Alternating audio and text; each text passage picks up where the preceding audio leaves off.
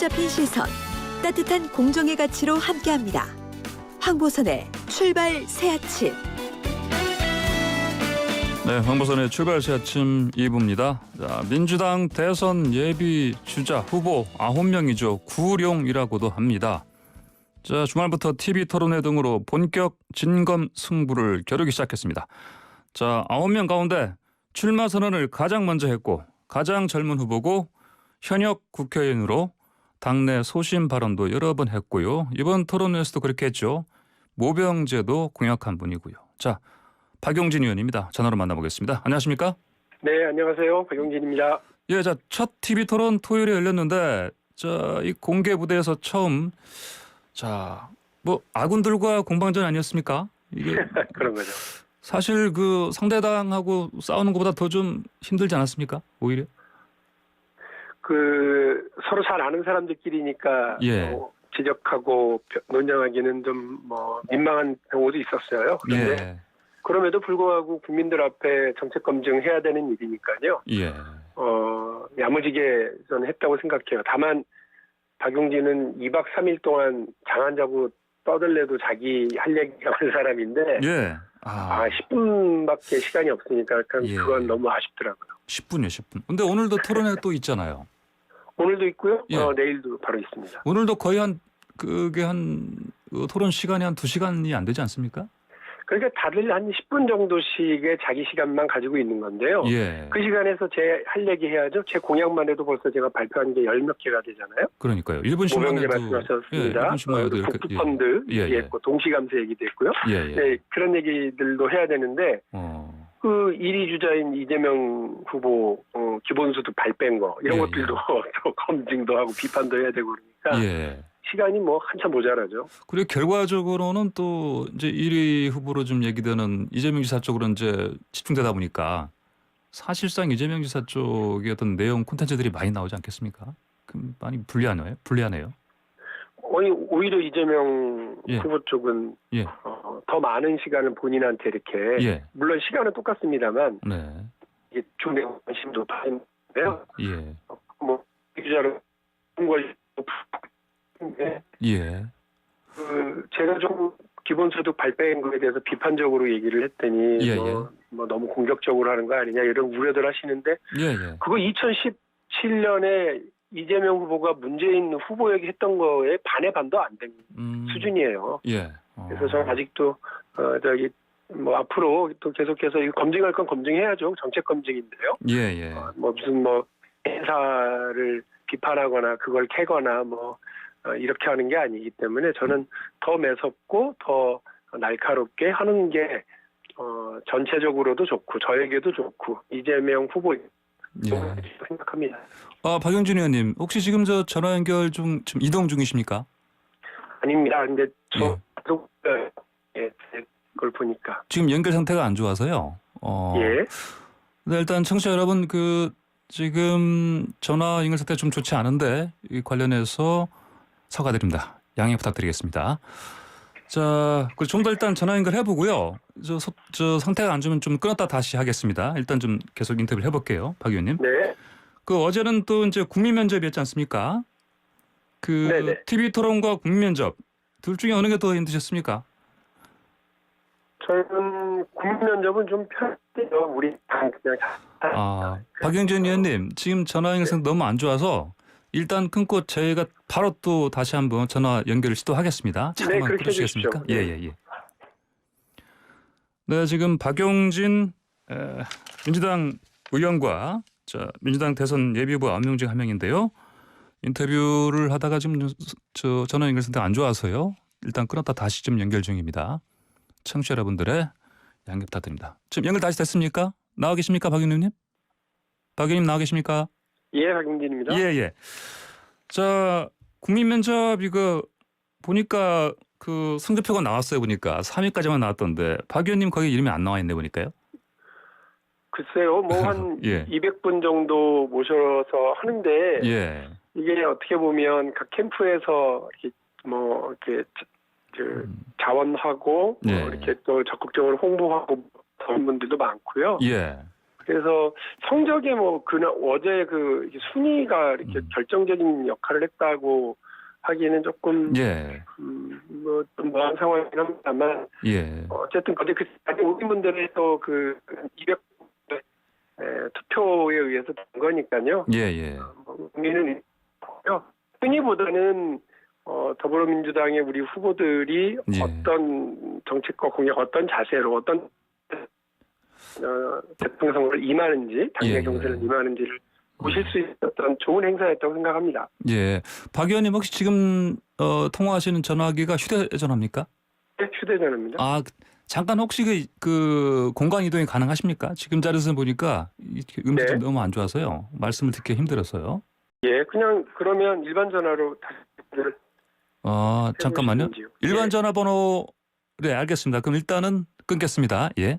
다시 연결 시도하겠습니다. 네, 지금 민주당의 대선 예비후보 9명 중 1명인 박용진 의원과 전화로 지금 인터뷰 중인데요. 그 소통 연결 상태가 안 좋아서 일단 끊었다 다시 좀 연결 시도를 하겠습니다. 자, 박용진 의원님 나와 계십니까? 박용진 의원님? 예, 지금 민주당 대선 예비후보 9명 가운데 1명, 구룡이라고 불리죠. 그중에 이제 가장 출마설을 일찌감치 했었고요. 그리고 소신 발언 여러 차례 했었던 박용진 의원과 다시 전화 연결. 자, 나와 계십니까? 네, 박용진입니다. 이번엔 좀 더 나은 것 같습니다, 보니까. 예. 자, 그런데 이제 말씀하신 것처럼 이제 뭐 TV 토론 한 차례 가지고 이걸로 뭐 그 예비 경선 통과하는 거 이걸로 뭐 이제 미리 판단할 수는 없다 이런 말씀이신데 또 그 면접도 또 남아 있고요. 6명을 압축하는데 자신 있으십니까? 네, 자신 있고요. 제가 원래는 뭐 한 차례의 방송 토론, 한 차례의 합동연설회 정도만 하도록 되어 있는 예비 경선을 좀 핫하게 해보자, 좀 세게 붙어보자 이렇게 강력하게 주장을 했었고요. 예. 그래서 방송 토론 4차례, 또 국민 면접 2차례 행사 있고요. 또 뭐 정치 언팩 쇼라고 하는 별도 행사가 또 따로 있어요. 그래서 거의 매일매일 예비 경선 기간 동안 이렇게 국민들 앞에 우리 후보들이 설 수 있는 기회가 만들어진 건 다행스럽게 생각합니다. 예, 그러시군요. 알겠습니다. 자, 그 TV 토론에서 이재명 지사와 설전을 벌이셨다 이렇게 언론에서 얘기를 하는데 이 지사가 또 말꼬리 잡지 말라 이런 말까지 썼는데 저것 때문에 그랬죠? 다주택자 별장이기 때문에. 예, 그렇습니다. 아까도 말씀드린 것처럼 설전이 아니고 정책 논쟁이고요. 검증 과정인데 다들 기억하실 겁니다. 청와대에서 2급 이상의 고위공직자, 청와대 고위공직자들에게 2주택 이상이면 집 처분해라 권고에 권고. 그런데 이재명 지사는 그때 뭐 바로 막 빛의 속도로 뭐라고 그랬느냐면 나는 더 세게 할란다. 4급 이상 경기도 고위공직자 집 처분하지 않으면 인사 불이익 주겠다. 권고가 아니라 이렇게 세게 얘기해놓고는 갑자기 지난 4.7 재보궐선거 끝나고 부동산 세금 문제 때문에 뭐 민주당이 졌다 또 이런 얘기가 나오니까 그때도 또 빛의 속도로 태도를 바꿔서 뭐라고 그러느냐면 집 2채 가진 사람들 별장도 생필품이니까 그거는 세금 깎아주겠다 이렇게 또 얘기를 하시니 어떤 말이 맞는 겁니까? 이거 앞뒤가 너무 안 맞는 말이라서 당연히 이런 거는 검증 받아야 된다고 생각하고요. 그 별장이 생필품이라고 얘기를 하시면 별장 없는 생필품 없는 우리 국민들은 얼마나 억장이 무너지시겠어요. 그러니까요. 박 의원님도 그럼 생필품이 없으실 텐데 별장이. 저도 당연히 없고요. 근데 또 말을 또 어떻게 바꾸느냐면 시골에 계신 어머니 집 이런 경우는 봐줘야 되는 거 아니냐 이렇게 얘기하시더라고요. 그건 별장이 아니잖아요. 그리고 정치인이 혹은 뭐 정부가 관료들이 당신은 실거주야, 당신은 투기용이야 이거 어떻게 나눕니까? 그러니까 이거를 너무 쉽게 그냥 말하기만 편하게 이야기하시는 거 이게 국민들 혼란만 가져오고요. 국가가 정책을 운영하는 데 있어서 기준점 모호하게 이렇게 자꾸 얘기하시는 거는 국가 지도자로서의 태도에 문제가 있다고 봅니다. 그렇습니다. 알겠습니다.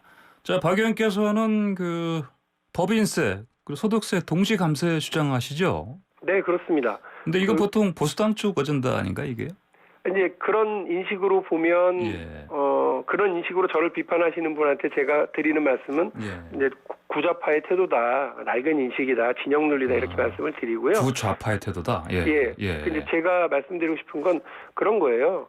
증세든 감세든 국가가 정부가 경제 상황과 시장의 조건을 보고 얼마든지 쓸 수 있는 경제정책 카드다, 수단이다. 이렇게 말씀을 드립니다. 그렇기 때문에 뭐 보수다, 진보다, 뭐 보수는 감세고 증세는 진보가 얘기하는 거다. 이렇게 얘기하는 건 그야말로 낡은 구도일 수밖에 없고요.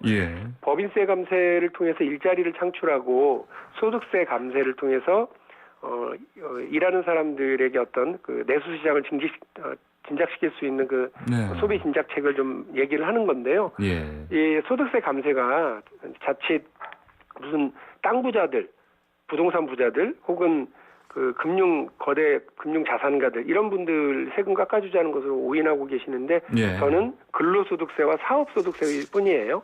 그러니까 자영업자와 우리 일하는 분들 이런 분들 봉급쟁이들의 어떤 소득세를 인하해서 전체적인 소비 진작, 내수 진작을 만들어내겠다 이런 말씀입니다. 그걸 통해서 경기가 활성화되겠죠.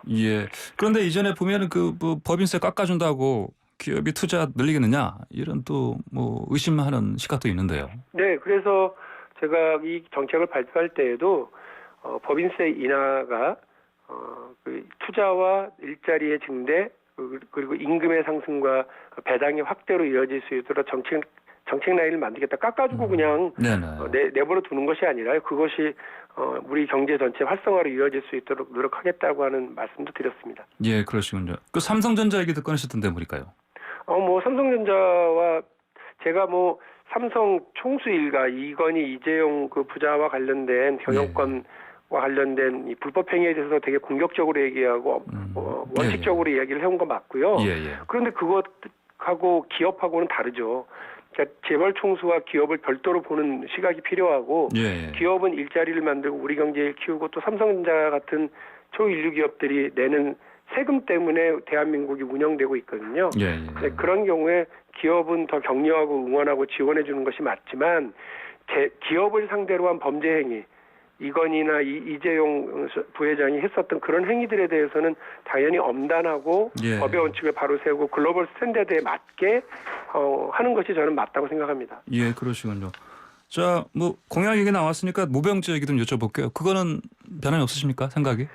그렇습니다. 얼마 전에 제가 모병제 공약하고 남녀평등 복무제, 여성도 의무적으로 군대를 가되 한 40일에서 100일 정도의 기초 군사훈련을 받는 그런 제도를 통해서 대한민국을 정예 강군 그리고 강력한 예비군 제도를 구축하겠다 말씀을 드렸고요. 국회 예산정책처에 문의를 하고 분석을 해서 받아보니까 모병제를 전환하고 그 모병제로 모집된 사병 한 15만 명 정도를 상정했을 때요. 이 15만 명 사병들에게 100대 기업의 초봉 연봉 정도를 임금을 지급하게 될 때 얼마가 더 들어갑니까? 물어봤더니 1년에 1조 3천억 원 정도를 더 쓰면 정예 강군으로 우리 대한민국 군인들 사병만 15만 명을 유지할 수 있고요. 기존의 직업 군인들 말고요. 그분들 한 20만 명 정도가 되는데 합치면 그러니까 35만 명 수준의 군인이 되겠죠. 이렇게 유지할 수 하는데 1조 3천억 원 정도가 더 들어간다고 하니까 저는 충분히 감당할 만하고 전환 준비를 시작할 때가 됐다고 생각하고 있습니다. 그렇죠. 알겠습니다. 자, 아까 이재명 지사와는 이제 설전이 아니고 논쟁을 벌이셨다고 하는데 윤석열 전 검찰총장이 이재명 경기지사를 언론에서는 저격했다 이렇게 얘기를 합니다. 저것 때문에 그런데 그 미군 점령군 표현 때문에요. 뭐 색깔론 얘기도 나오고요. 이건 어떻게 보십니까? 아니 그냥 전체적으로 안타까워요. 우리가 지금 대통령 선거를 앞두고 대한민국의 미래를 어떻게 설계할 거가 어떻게 준비할 거냐. 이 미래에 대한 이야기를 하기도 바쁜데 갑자기 왜 해방기 시기에 얘기를 하고 해방 전후사의 인식을 지금 서로 논쟁해야 되는지 잘 모르겠고요. 적절치 않은 상황이라서 좀 안타깝게 생각합니다. 이게 윤 전 총장이 이제 이거는 역사관의 문제가 있다 이렇게 지금 지적을 하는데 뭐 좀 공감하시는 부분은 없으시고요? 아니 뭐 저는 뭐 이런 디테일 저도 뭐 역사를 한다고 하는 역사 덕후 중에 한 명이긴 한데 예. 이렇게 해가지고 서로 뭐 미주알 고주알 물고 늘어지는 것 자체가 말꼬리라고 저는 생각을 합니다. 그래서 뭐 이 논쟁에 대해서는 큰 의미가 없다고 보고 예. 미래에 대해서 이야기하는 것이 맞다. 그리고 여야를 통틀어서 가장 젊은 대선 주자인 만큼 우리 청년들의 예. 고통에 대해서 이야기하고 청년들이 희망을 가질 수 있고 두근두근한 미래에 그리고 들썩들썩한 대한민국을 이렇게 좀 만들리는데 오히려 제 역할을 더 많이 집중하겠습니다. 예, 알겠습니다. 윤 전 총장 얘기 나왔으니까 이거 좀 여쭤볼게요.